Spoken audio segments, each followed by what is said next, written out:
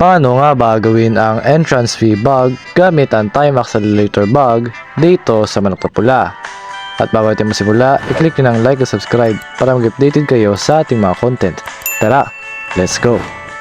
Ang una nating gagawin ay i-activate muna natin ang time accelerator bug dito sa Manok na Pula.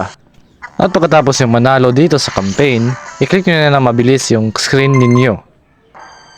At pagkatapos niyan, pumunta na kayo dito sa Dragon.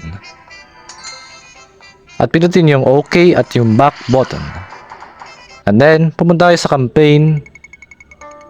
At talunin ninyo ang Dragon. At pumunta kayo agad doon sa Dragon ulit.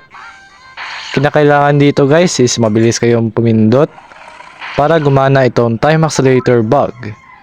At kung nahihirapan kayong gawin ang time accelerator bug, ay gagawa rin ako ng video sa susunod.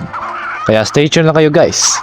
At pagkatapos na natin ma-activate dito yung time accelerator bug, yung nakuha na natin yung dragon na buttons, pupunta tayo dito sa ostrich. At pagkatapos ninyo pumunta sa ostrich, ito lang inyong gagawin. Pipindutin ninyo yung dragon na button at pipindutin ninyo ang ostrich.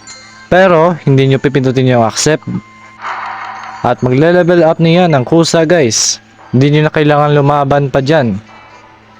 At kapag naabot mo ang certain levels dito sa ostrich, gagana na rin yung entrance fee bug. At yan na po sa ating video na ito. Thank you guys for watching.